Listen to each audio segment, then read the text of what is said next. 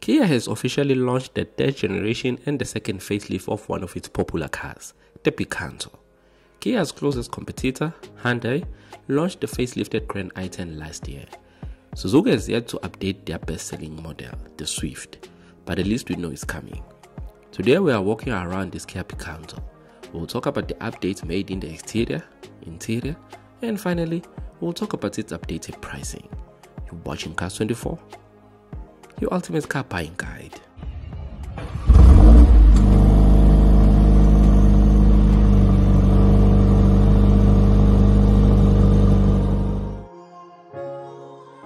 The competition for money is heavily contested. In this segment, we have this Kia Picanto, the Hyundai Grand i10, Suzuki Swift, and Suzuki Celerio, or Toyota Vet.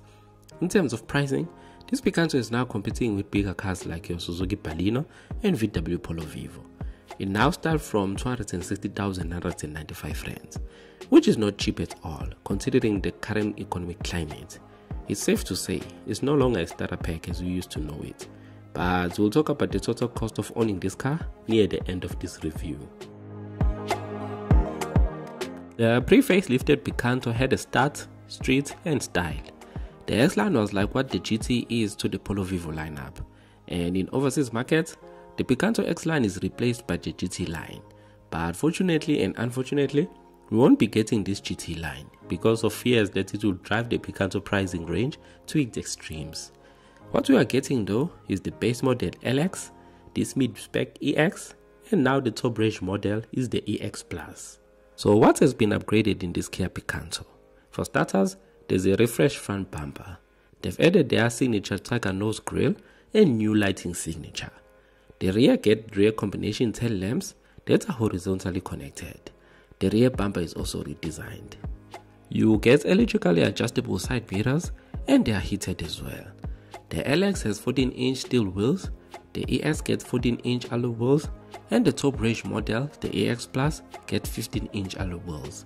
It has a nice key as well.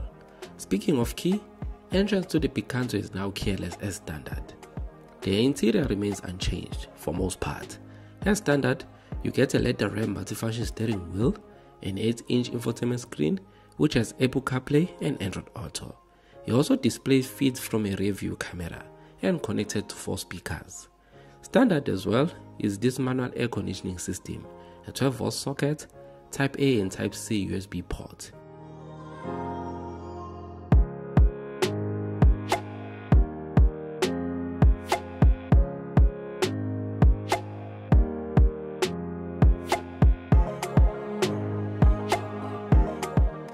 In this EX model, you get a nice 4.2-inch TFT instrument cluster. I think this is a nice touch from Kia. It elevates the Picanto's interior to the premium side. You get this armrest with storage area, which you don't get on the base model LX.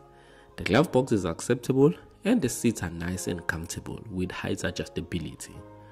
Moving on to the back seat, not much has changed. Knee room and leg room is still acceptable as before. You get 2 pocket areas for your storage on the driver and passenger seat.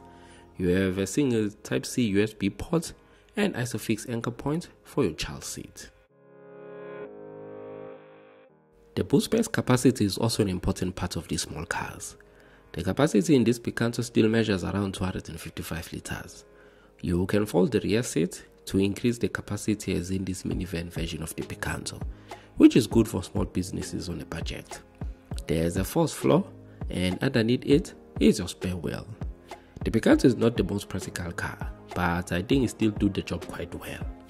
Engine wise, there are 2 engines on offer. A 1-liter 3-cylinder which produces 49 kilowatts and 95 Newton meters of torque. The better engine is the 1.2-liter 4-cylinder that produces 62 kilowatts and 122 Newton meters of torque. Both these engines can be mated to this 5-speed manual or this 4-speed automatic gearbox. Fuel consumption for the manual is rated at 5 liters per 100 kilometers and 5.9 liters per 100 kilometers for the automatic gearbox.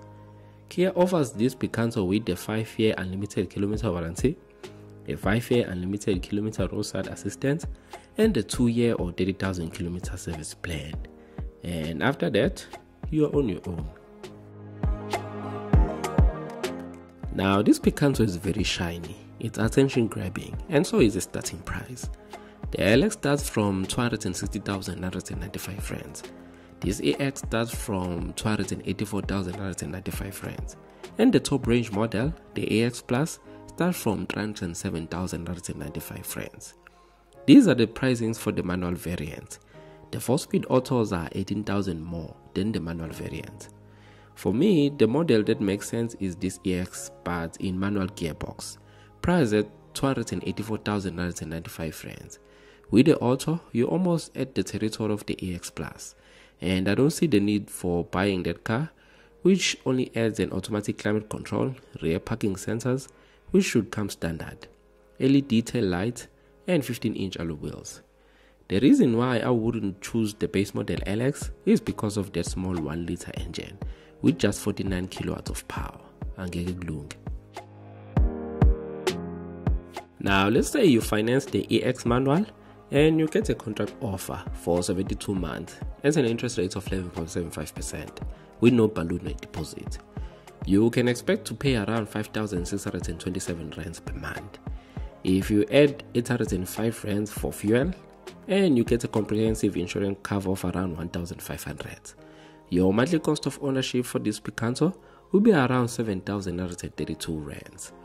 A big thank you to Karabo from Kia Umhlanga for allowing me to take this video and supplementing me with some interesting facts about this Kia Picanto.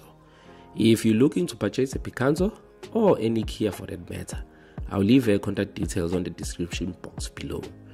That's it for this video. Make sure you give it a like and subscribe to Cars24 for more car related content. We'll meet again on our next video. Until next time, peace.